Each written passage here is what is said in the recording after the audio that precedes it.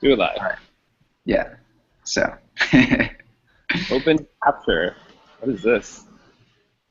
Oh, you're capturing now. Okay, so um, we were actually just talking about the component examples repo Yeah. that I open sourced a little bit of, and we're just basically saying that this weekend I'm going to try to get it started, like port what we have, or not port, but just like for the one or two component examples, just create them in that repo so other people can just add their own components easily. Good idea. And then Pavel was saying that they have a guided tour component or plugin, right? Yep. Oh. And you want to show, like, you show that off and how to use it in that repo, so that'd be really cool. Yeah, very cool. Yeah, that should be something sort of that we should probably have somebody that kind of owns pull requests on that repo. And hopefully people will add to it quickly. Yeah. Cool. Yeah, it's I gave access to the community team on GitHub, so like theoretically any of us could manage that. So whoever wants to step up can do that. Sounds good. Yeah, I haven't prepped my talk for next week, but I will, I guess, do that over the weekend in all my free time. And I'll send out to the mailing list kind of what it's about. But as a precursor, it is about what I'm now referring to as agnostic rendering, because we need a buzzword. And isomorphic JavaScript makes no fucking sense because it's not isomorphic. Anyway, I talked to Paolo about that, and the Nojitsu guys made up the phrase because it just is wrong. It is not isomorphic. But anyway, so I'm referring to this concept as agnostic rendering. If anyone else wants to start using the same phrase and make it a thing, that'd be cool. Yeah, we'll be happy to. Agnostic rendering. That sounds really awesome. Okay. Good, good. I'm glad it sounds awesome. Actually, Rachel on our team, I think, came up with it. So she deserves the credit. But the idea is basically rendering that is agnostic of environment, so can render equally well on the server and the client. And I'm going to be talking about at our... oh, hey, Vladimir. Hi. Hi, all. Nice to meet you. So I was just mentioning to these guys what I was going to talk about next week at Forward.js, which is a conference here in SF. So the theme is agnostic rendering, and the basic gist is that there's a bunch of different approaches. The way that Derby does it is it takes your templates, turns them into objects, and then those objects can be used to produce HTML or used to produce DOM, depending on where you do it. And then if you look at something like React, their approach is a little different, but also interesting. They always make a virtual DOM and then diff against the real DOM, or they add it to HTML if you're doing it on the server. And then the other example that's interesting is render, which Spike, somebody I know, wrote. And the way that works is it's just a lot simpler. It uses HTML all the time, both on the server and the client. So I'll be talking about that. So I'll send out my deck in case anyone wants, and some notes as I prep it this weekend, in case you guys want to read along. I don't know if they're going to be videotaping, but if they do, I'll post it. Yep, Nice. sounds great. Cool. Other than that, I'm fundraising now, so honestly, I am very busy. So Ian's been thankfully taking over a lot of the documentation stuff. Oh, so Nate, I got a question for you. This showed up on the mailing list today. How does Derby's like component stuff jive with the upcoming web components? And yeah, that's actually something I wanted to talk about in my talk.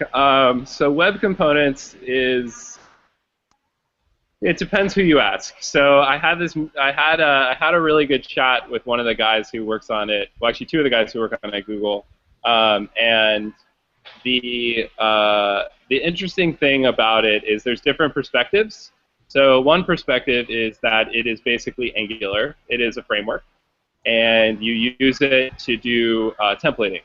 The other perspective is that it's not a framework. You don't use it to do templating. What you do is you still create HTML that's semantic and has all your data in the HTML, because HTML is a document format, right? Like, it's easy to forget that because we write web apps, but like HTML is designed as a format to deliver content, and JSON is not. So ultimately, the more semantic view of web components is that what you want to do is, like, for example, have a time picker, and the time picker, the data in the time picker is that it is a time picker and the value, and that's it. But, right? Like, there's all the stuff about how do you select a time zone, and how do you like list out the times, and how do you autocomplete the times. If someone writes 7 and hits enter, did they mean 7 a.m. or 7 p.m.? What's their location? If they're in Europe, they probably definitely did not mean 12-hour time, right? So all of that accidental complexity does not need to be in the HTML. But what should be in the HTML is sort of the semantic thing. And so one view of web components, which I'm a fan of, is that it's a way of basically still putting in the HTML the real data, but then having all this other stuff somewhere else. And so I still think that there's need for a templating layer that takes your data from your database and translates it into the HTML that web components attach to. And you shouldn't use web components as your templating language that fills out for your calendar appointments each of the time components, right? So I think it's something that's still to be figured out. There's a contrasting viewpoint, which is you should use web components for everything, which is more like what Polymer is. But this is a new area, so I think that it's still like developing, actually. Cool. You can do this all in Derby too, and it will be able to support everything.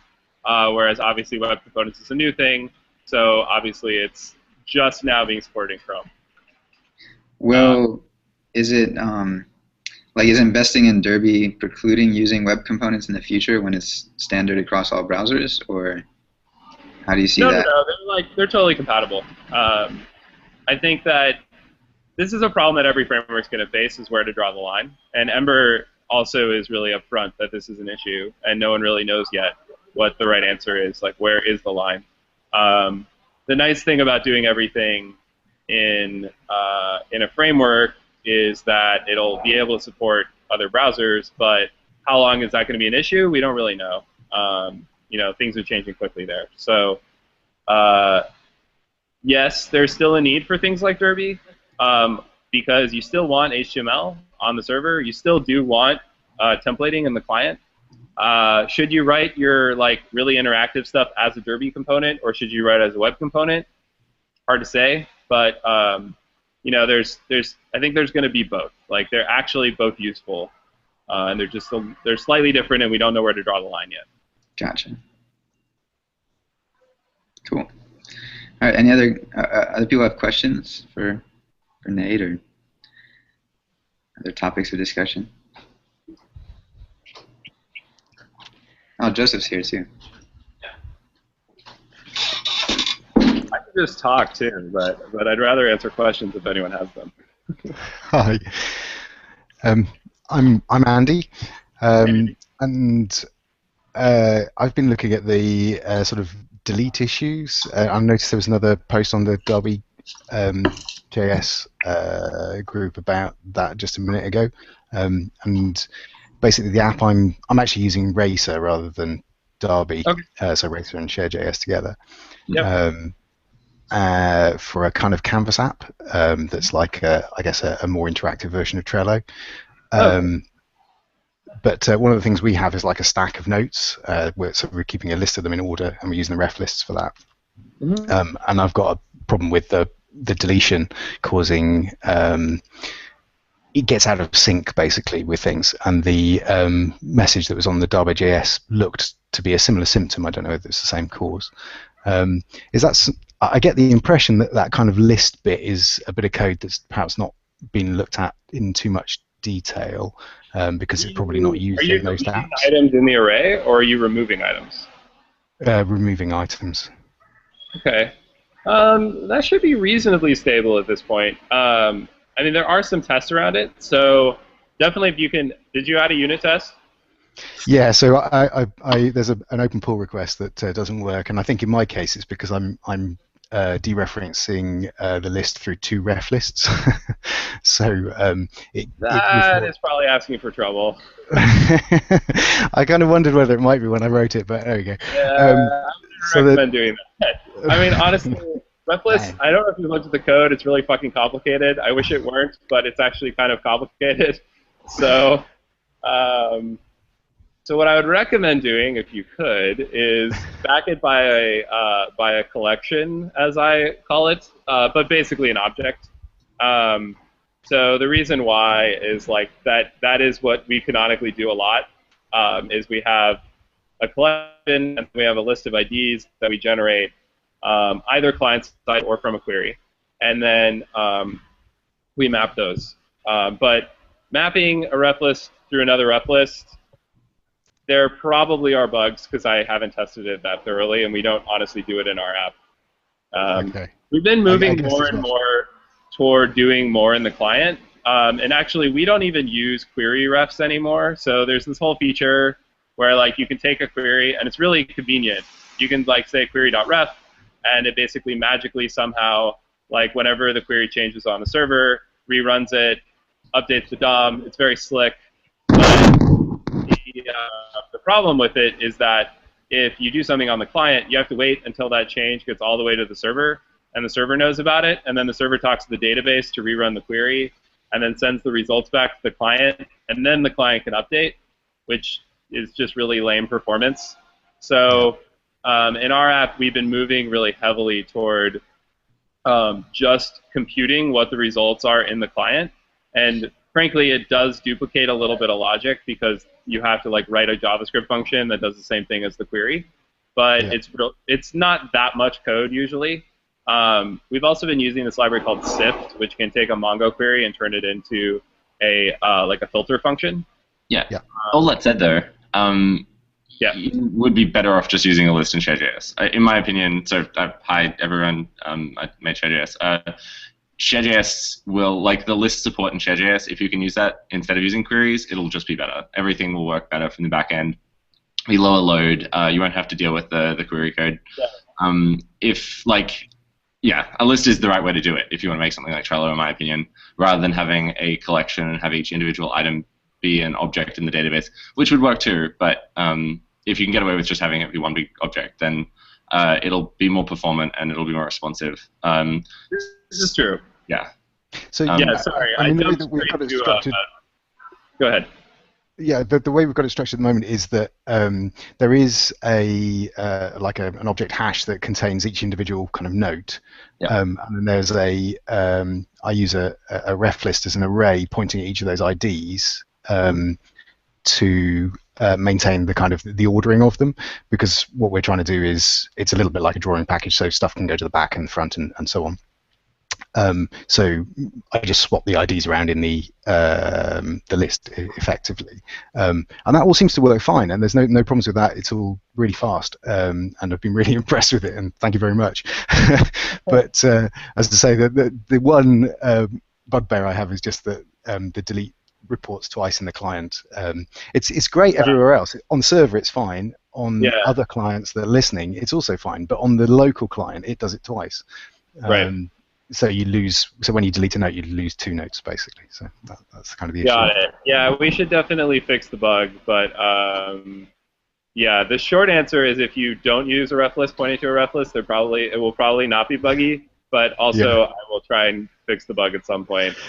Okay. Maybe I should take that out. I put it in for future expansion, so it's actually not being used really. But But yeah, to Joseph's point, if the data does model well to one document, right? Like if one document could contain all the data, that is just going to be more fast and more correct all the time. Okay. But if you do need multiple documents, like if things sometimes are in different structures, there could be good reasons to do it that way. And in many places in our app, we have to do it that way. Yeah. Okay. Great. Thank you very much. Yeah. Any other issues or questions? Nate, tell more about differences between frameworks.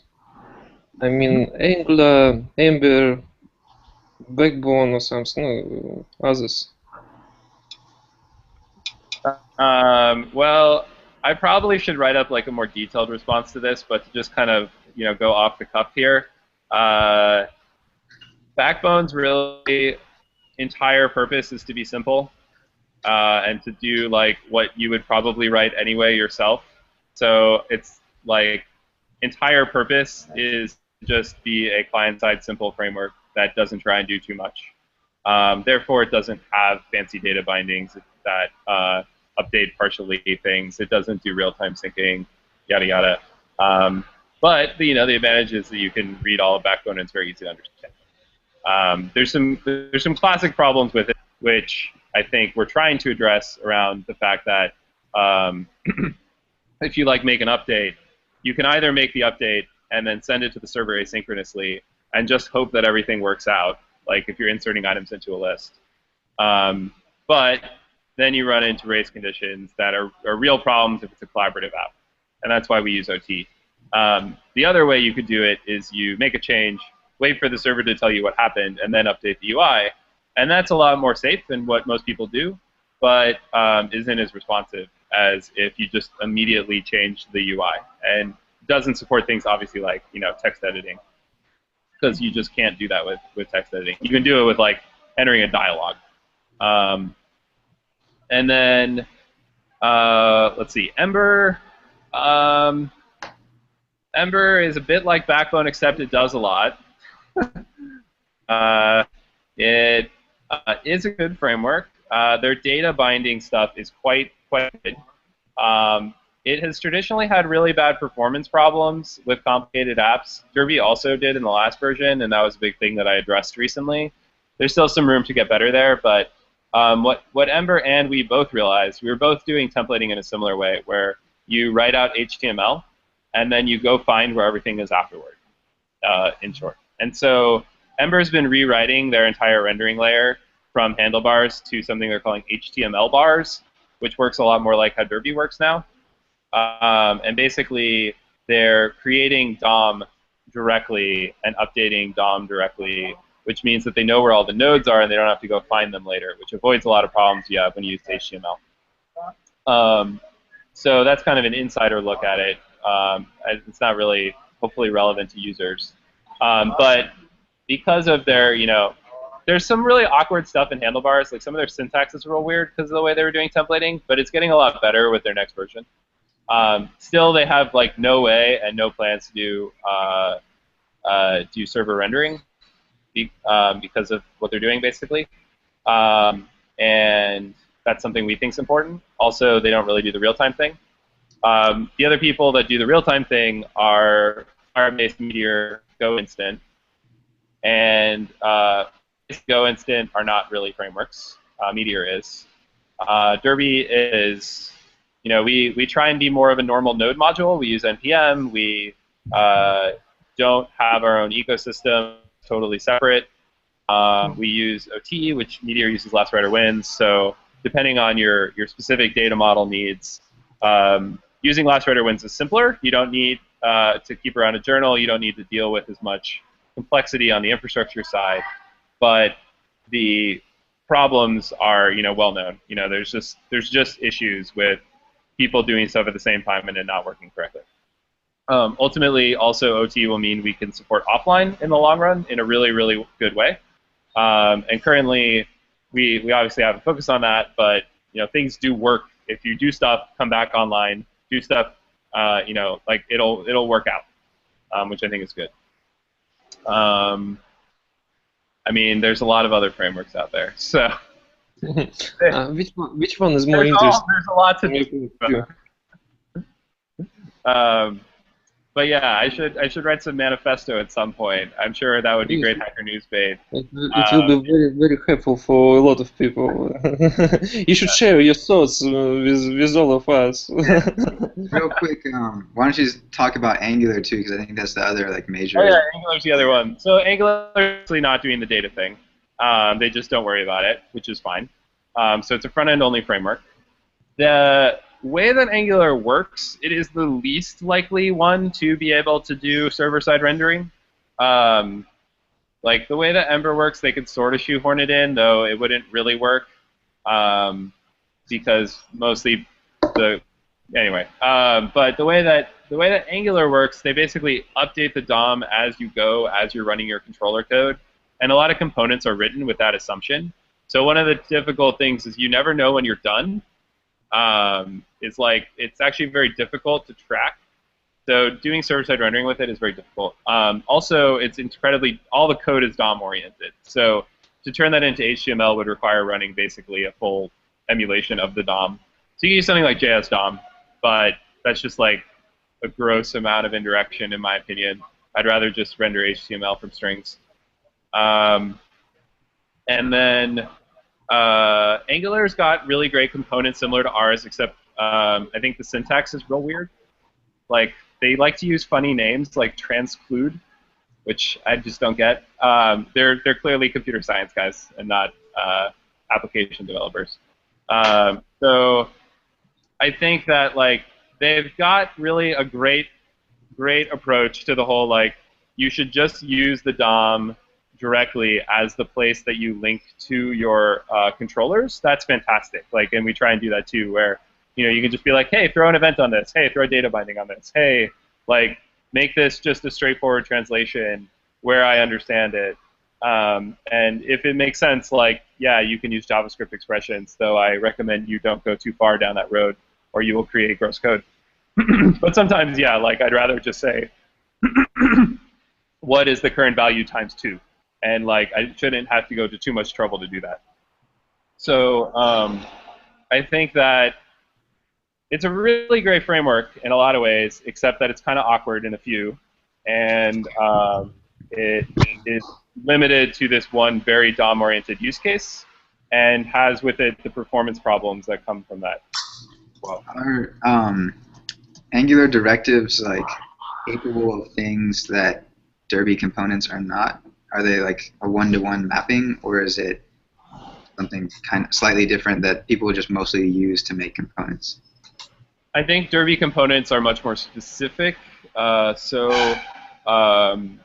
components are that. They are a way that you can make a thing like an HTML element that isn't. It is actually a JavaScript class that, when you give it certain options, will render out, effectively a partial. But that also has its own kind of model, so it can do it can do its own view model, which is really powerful. And keeps your code clean, and components can talk to each other through efficient ways. So from that perspective, yes, you can do all those things in Angular.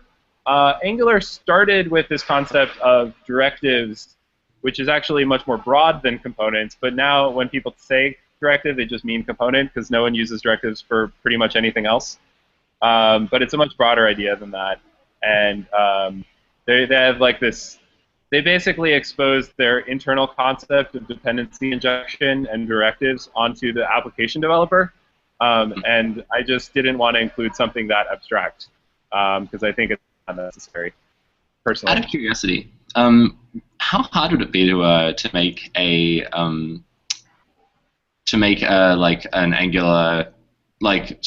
powered by Racer? I mean, if Angular doesn't do any of the data bindings, then oh, it could be done. It'd be very straightforward. Okay.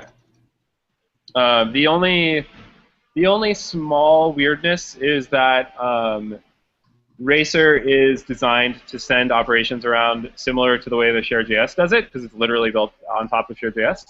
And ShareJS sends operations around in an incredibly granular way, like insert into this list this particular item. And the way that Angular works basically is when the model gets changed, it recomputes the whole component and then updates what it needs to. By figuring out in that scope of data what changed, and then only updating the bindings for that. So it basically does diff at the model layer, which is different than how React does it. React does it at the DOM layer, but Angular does it at the scope model layer. And so if you weren't careful, you could end up updating a lot of scopes at once, and that could create problems. But I mean, it would have the same performance characteristics of Angular anyway. Like, if Angular is going to do that anyway when there's any data change, then like it couldn't take advantage of the fact that we know what the operation actually was. But yeah, It would react just like a regular Angular app. So it would, except being real time and like being collaborative. I think that there are more passive. Where like if you're writing an Angular app, you don't usually think about that. So it would be exactly. It would be the same characteristics as a normal Angular app. It's just it would be so much easier to do something that would shoot yourself in the foot. So you just have to be aware of that. That would make actually a great demo since Angular is getting more popular, and like it'd be great. I don't know. It might be fun to go to like some Angular events. I don't know if there's Angular events. There are. And like, hey, this is Angular. Someone wants to write the Angular Racer integration. It's very straightforward. I think you could probably figure it out, and I can answer questions. But frankly, my focus is on Derby. So. Yeah, of course. But yes, if somebody else wants to take the lead, have at it. It's open source. Go for it. I think if someone were to do that, we could show it at an AngularJS meetup and be like, but if you want to do this performantly, right, exactly. We have this other framework you guys might be interested in. Yeah. I am very happy for people to use any part of our stack however they like. Have at it. Cool.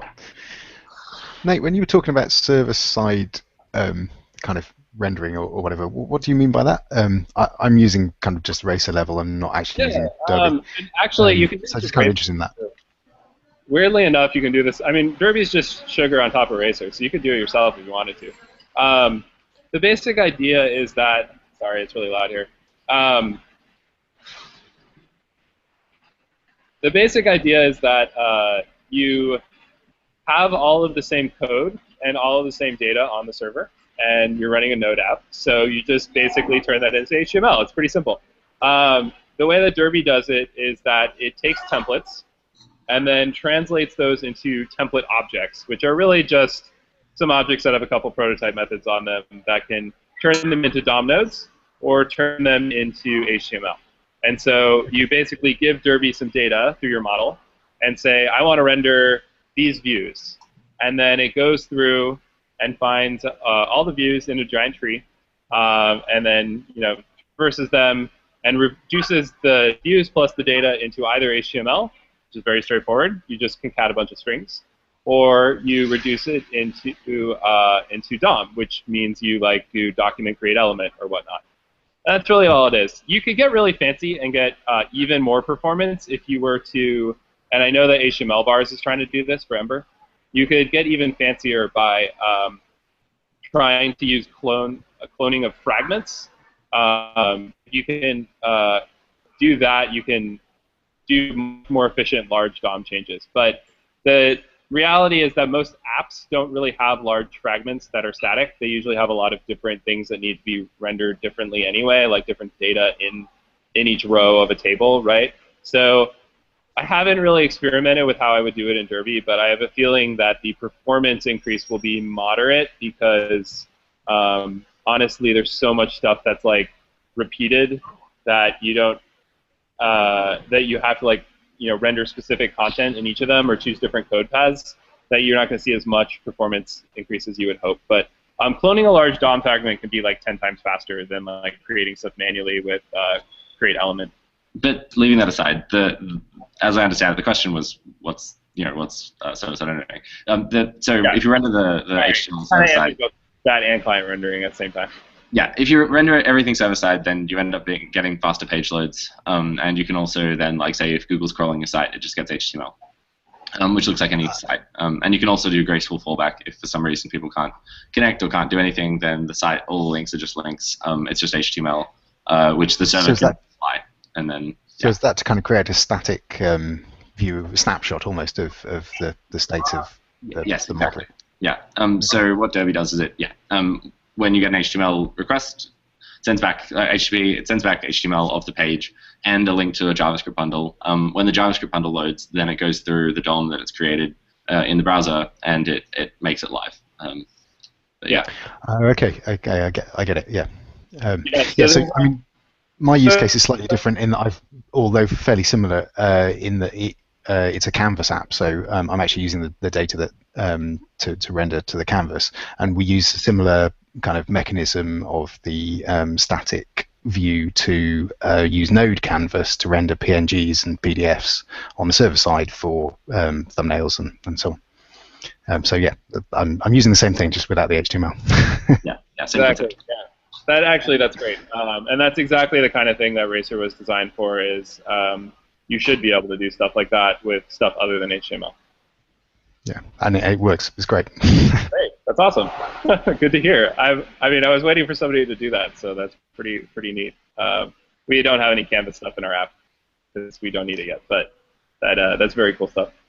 Andy, is your project public or live at all? No, well, not yet. No. So there is a version of it which is called Group Zap. So that's groupzap.com, which is kind of our own rolled OT library, I guess. It's got a few bugs. It's based on polling rather than any kind of browser channel or WebSockets. And so it's, but you can kind of get a view of what it's like. It still uses the canvas, but we rewrote it basically using Racer because it just seemed to solve most of the problems. So apart from the delete bug, it's certainly I'm sure it's probably just some silly edge case. No, it is, and you know, I'm not really a problem with it. And it's all open source, as you say, so I can fix it myself. Just got to get my head around it. But yes. Yeah, that's super cool. I'm really excited that somebody built something with Canvas, actually. That's something I would love to do that. I can't wait till somebody does WebGL. Then we'll really have this spectrum. Yeah, absolutely. Andy, can you, like, when you do go public or put it out there, be great to just like send us the link, and then we can put it on the site with like projects using Derby or Racer, and eventually it'd be great to have, I don't know, like a blog post or to talk about that experience of bringing Canvas to life collaboratively and using Racer. That's a really good idea. We should make it would for people to ask posts about their experience. Really sweet. Yeah. I was chatting to Jason Chen yesterday about this, actually. He's the guy who did Quill.js. And yeah, he was asking me who's using ShareJS, and I said, I honestly don't know. I mean, I can point to a few different people that I've spoken to, but there's no, having a list of links to different people's websites and different things that have been built with it would be really great. He's got the same problem with Quill. He honestly has no idea who's using Quill, and he wants to. So yeah, we should do more of that. Yeah. Cool. Yeah, and I think the blog post is cool because you get a little more context. Yeah, I'm very happy to do that. Working just quite hard to finish it off to get to a level where people. Yeah, I mean. But happy to publicise it. It's good, A guy from Google London tipped me off to the libraries, and they've been really good. Cool. Yeah.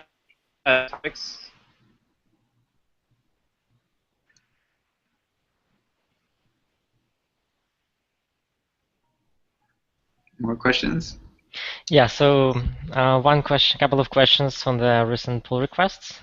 So styles were broken in the recent commits when you changed the rendering to be the body only instead of the whole document re-rendering. So styles live updates stopped working. Yeah, it's probably a bad idea to put that in the main styles anyway. Because if you think about what the browser has to do, it has to really think a lot to do that. So I don't really know how browsers implement this because I was even shocked it works at all, but it does. When you update, the text node within a style sheet, it somehow magically figures out it needs to redo a bunch of styles. I haven't done any performance testing on this, so this is totally guessing. But I imagine that it is some effort for the browser to figure out what parts of the CSS object model it needs to update. And I wouldn't be surprised if it updates the whole thing, at least in some browsers. So what I would recommend doing is you create a separate style tag in just your body. I think for HTML rules, it needs to be at the top level of the body or something like that. But anyway, it's not that important. Browsers will just deal with it, even if it's somewhere else. And if you just have a small style sheet for the things that you want to be dynamic. because honestly, not a good idea to be updating your main style sheet with stuff dynamically. But also, he said there's a bug. Well, I don't think that it is bugged. Like, I don't think it's a good idea to update the whole style sheet. You think the browser's just freaking out because there's a big style sheet being updated or something? No. I think that we shouldn't do it. So we stopped updating it. Like, I'm saying it's not a bug because I decided to stop doing it. Oh, okay. Like, the previous thing was we were updating the whole page because it was easy. But the reason I stopped doing that was a number of things. One, it didn't work on iOS 7 and before in Safari. There's just a bug in WebKit, frankly, where if you replace the entire document element with another page, it just doesn't work. So you have to do a diff of the body and the head elements if you care to update the head elements for a lot of browsers, turns out. And then I decided not to implement diffing of everything in the head because it just didn't seem like a good performance to feature trade-off, right? Like, it just didn't make sense. So it specifically updates the title and the body, and let me know if there's anything else that needs to be dynamically updated. But generally speaking, things in the head probably just shouldn't be dynamic. Okay, so, all right. Probably, I mean, we can talk about this later, but it's probably worth firing off an email when you change your API stuff. This was before the API was published / the API has not been published. It's an alpha version. Cool. Sure. So, yes, agreed. Once the API is published, which will be very soon, I will be very clear on that. But this was like 2 months ago. All right, sure. Another question: when it will be published? Yeah. Good question. I mean, it is in that like it's up, but so as I mentioned, the main issue is like docs, which we've made the first step toward. We put the site up. We'll work on it. I'm in the middle of fundraising, so I don't know if any of you guys have done this before, but it is a very all-encompassing job. But it is time-boxed because you do it and then you're done. And so anyway, I will finish this and then eventually do the docs, but I frankly can't promise because this is important. But there is a lot more going on, and Ian is also helping with where he can pitch in. So we are making progress, and we'll be done soon. I can't say when. And one thing, like, I'm taking notes of all the stuff we're talking about here. So, like, you know, Nate just gave us his brain dump on the frameworks, and like I can add that to the FAQ now. Or, you know, like internally we're trying to spread more of the Derby knowledge around too. So we're gonna try to do that in a way that when we write it down when we transfer the knowledge, and then that can go on the site too. So we're hoping that by doing it more iteratively, it'll actually get done rather than waiting for like one big push. And I think I'm really excited about, you know, involving the community and like building the website and building it out. Like, we have a good place to put things now, a great system with the markdown, which makes it really easy for us to go in and just add things. So yeah, I think over the next couple months, right, we're going to be like adding to that, and really paying attention to docs. Sort of, you know, unfortunately Nate can't like lead the charge, but over here we are like, hey Nate, you know, how does this work? Why does this, you know, what am I supposed to do here? And then we'll try to write, instead of, we've been doing that, but now we'll try to write it down as well. So. Yeah, so our goal is to just add stuff. And that is why we're doing office hours too, so that you guys can ask questions and actually have a structured time. Yeah, and then I'm trying to like sit in IRC more. I haven't really been, or I've been keeping the client open, but you know, you can like poke me, and then if I get like annoyed enough, I'll go poke Nate, and we'll try to write it down.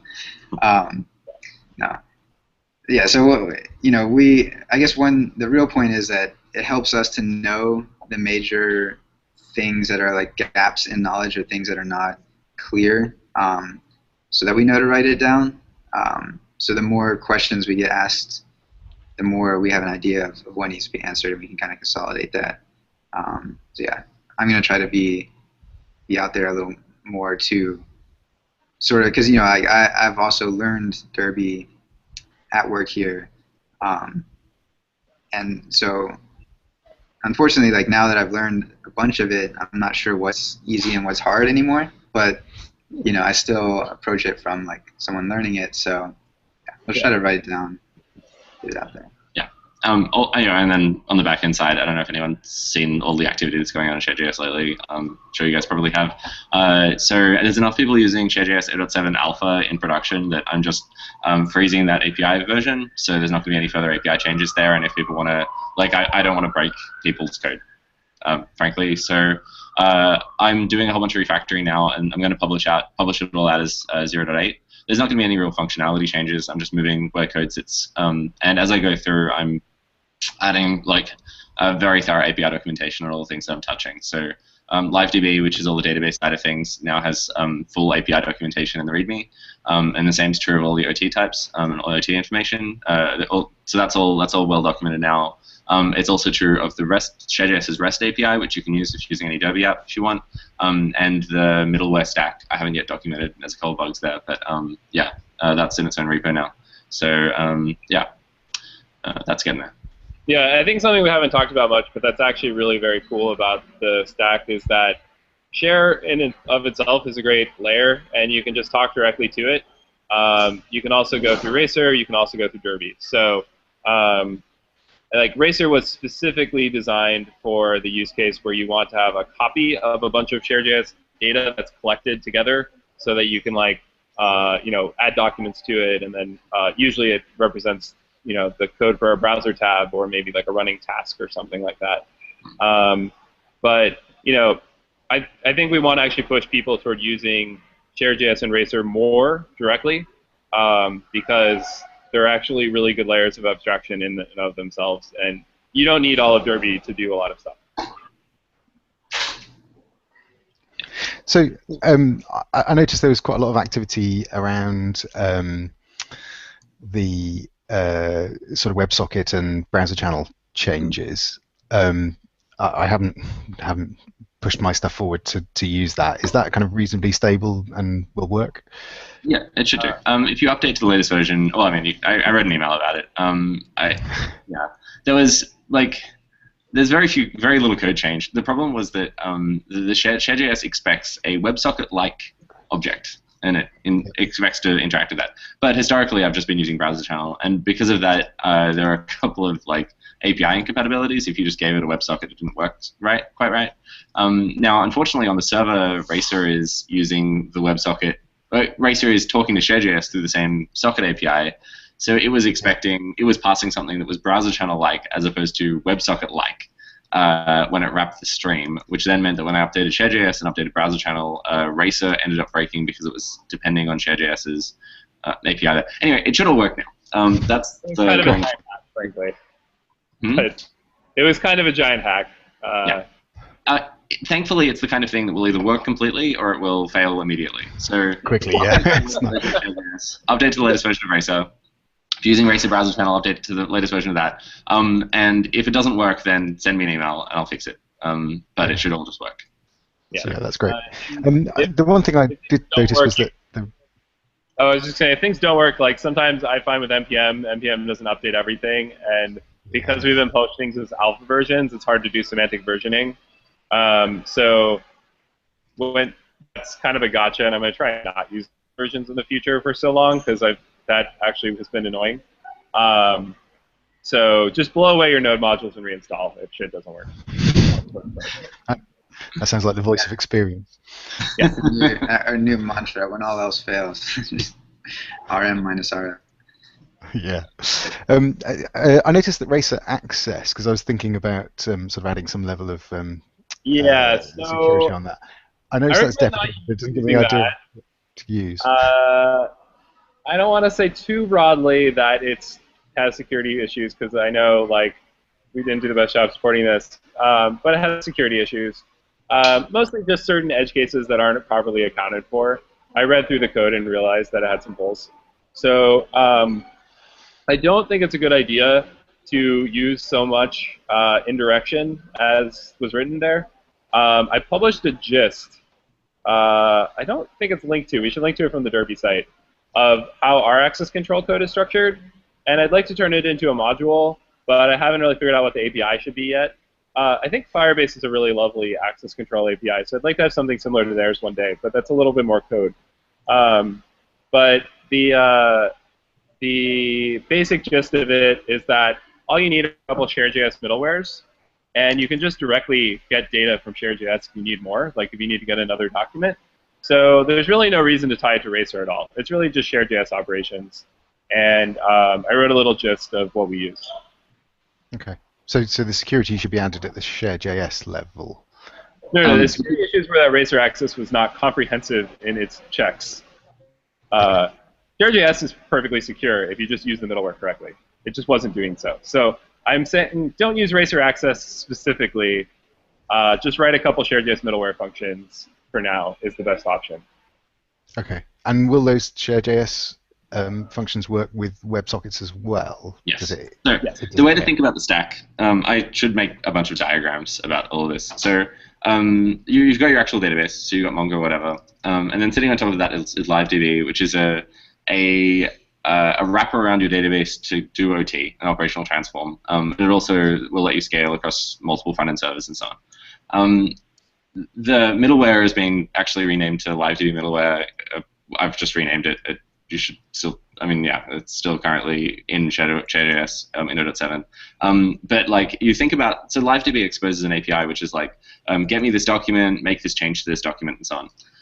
The middleware lets you inject functions which get called every time someone tries to make a change or tries to request any document. So you can, whenever someone tries to fetch something, you can check to see whether or not they should be allowed to fetch it, and then you let them or you don't let them. And that's what you can do in the middleware. Every single request goes through that, which means that it's perfectly secure, which is to say that there's no data, like anything that accesses then LiveDB will use all of that middleware. So Racer then sits, well, ShareJS then sits on top of that, and ShareJS just provides a client-server API, which then Racer consumes, and Derby then consumes that. It's a big pancake stack. That will be used by Racer, and it'll be used by everything. So yeah, yes, that's the answer to your question. Okay, I shall head in that direction. Thank you very much, guys. I got to head off now, but that's been really useful. Nice to see everybody as well. Yeah, and I think this ends the hour. Unless you guys have any last questions. Yes. One more question. Sure. Yesterday I've been in some conference. Oh, no, it's not what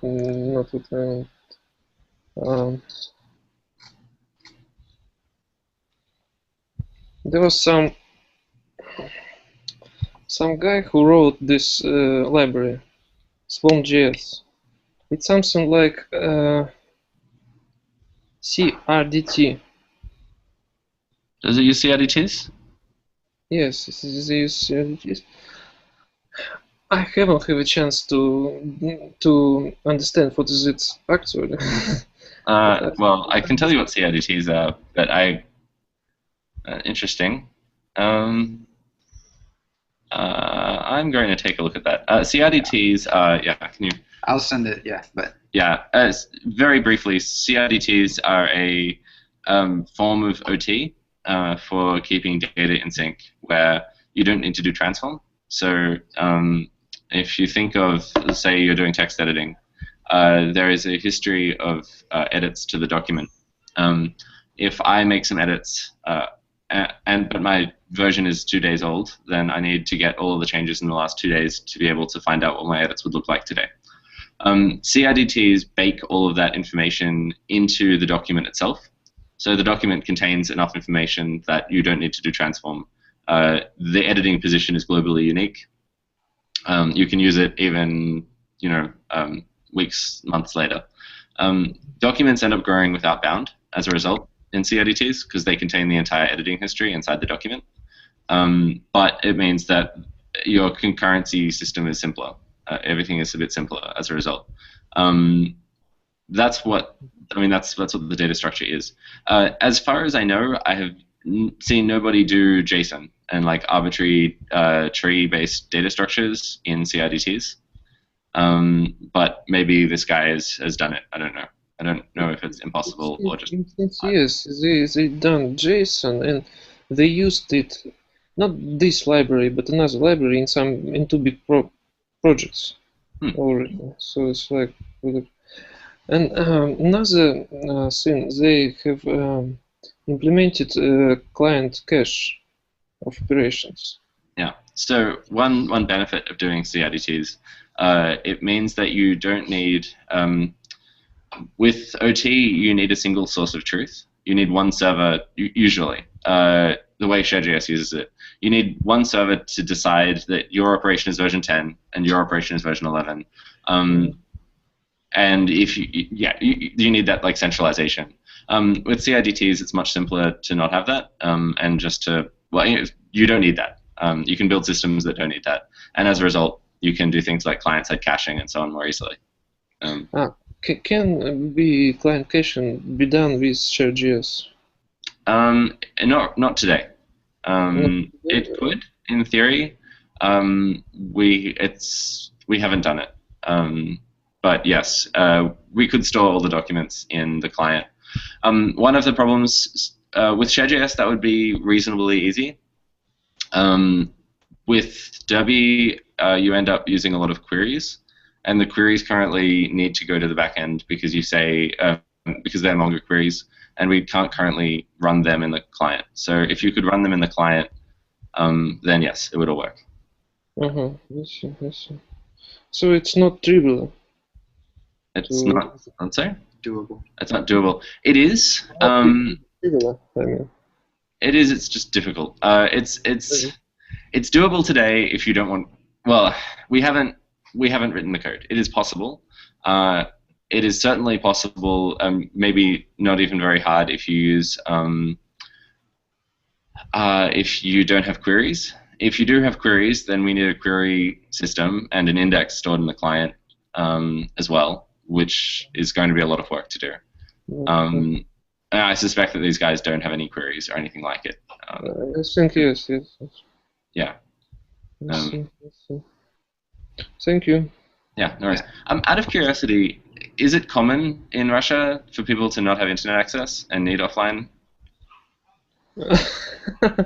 No, it's no problems with internet in Russia. It's like this. It's the same like in USA, I think. Yeah, good. Okay. I ask because, I mean, I almost always have internet access. So Interesting. I can explain. For example, I'm writing a CRM ERP system, and I very like idea to upload all the data to client. The whole data that is connected to the company, to the account. For example, all customers, sales orders, purchase orders, employees, and all these things. Yeah. And you can work with it in sync way. It's very convenient. Right. Yeah. And with ShareJS, it's synced with all clients with DB. So ShareJS is very suitable for this model. And why I very interested in client cache, because data grows more, and so the page loading time also grows. For example, I have. If you have client cache, then the download size will grow as well. Yes. For example, I have company. They have loading time 8 seconds. Maybe you should look at projections. The projection implementation can help a lot with that. Then if you have big documents, but the client is only using a few fields from the document, then you only have to send those fields. I think the ultimate solution will be client cache. Yeah, okay. That's very interesting. I think it's the way that apps should be constructed using the client and all these things. Derby and ShareJS is a good platform for this. Yes, it's true. That would be very cool. it should be very possible. As I say, queries is the only hard part. But yeah. Yes. Cool. All right. Well, we should probably head off. Yeah. But yeah, great chatting to you guys. Yeah, and I'll put all the notes in an email, send it to the mailing list, and I'll link to the video. Link to the video, and some of this stuff will end up in the FAQ.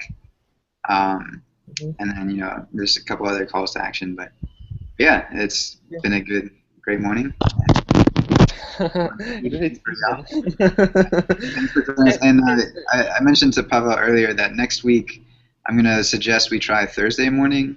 So we'll see if Nate has time, and I'll email the mailing list at least a day in advance so that everyone can try to make it. I think maybe on Thursday it will be more people than on Friday. Right. Yeah. Sorry about that. Oh, that's okay.